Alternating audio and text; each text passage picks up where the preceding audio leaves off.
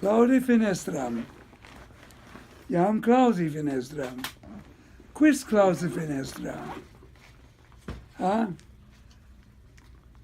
Quis claudet fenestram? Quis clausurus est fenestram?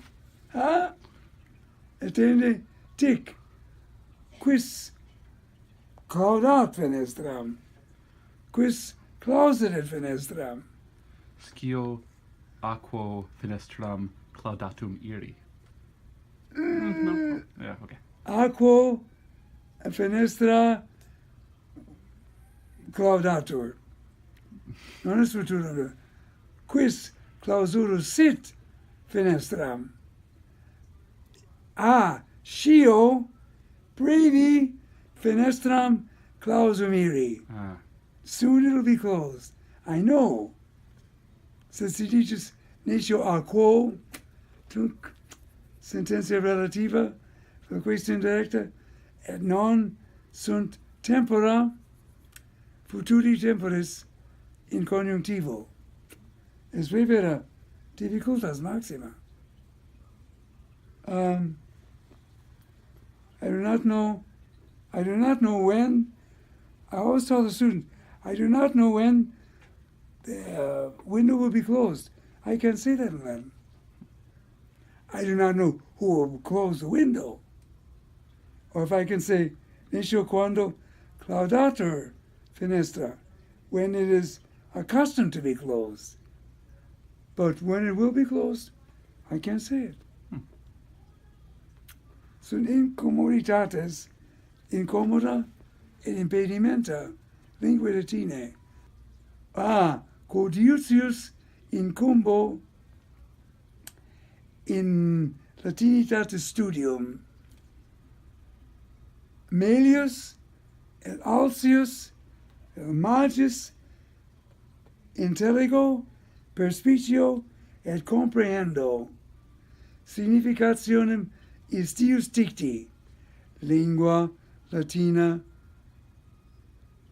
perficit ingenium. Sempre dice Baltor, no? Perfice ingenium tu, lingua Latina. Et non video quare, quia plurima subministrat, plurima nobistat, sed alias rebus caret. Ergo, cogit nos, ut adibiamus res abipsa lingua oblatas, et inde perficiamus nostro ingenio. De deponentibus. Nis sermo fiat de deponentibus. Fenestra claudenda est. No, fenestra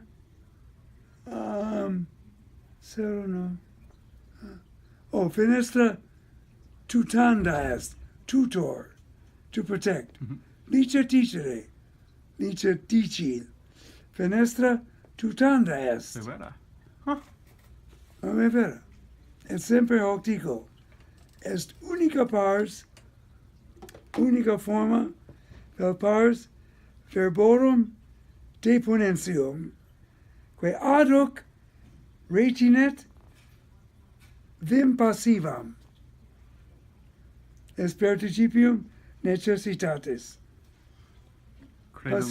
Credo me olim fortasse in schola estas tive scivisse, sed oblitus sum. Certissime habe quando dici.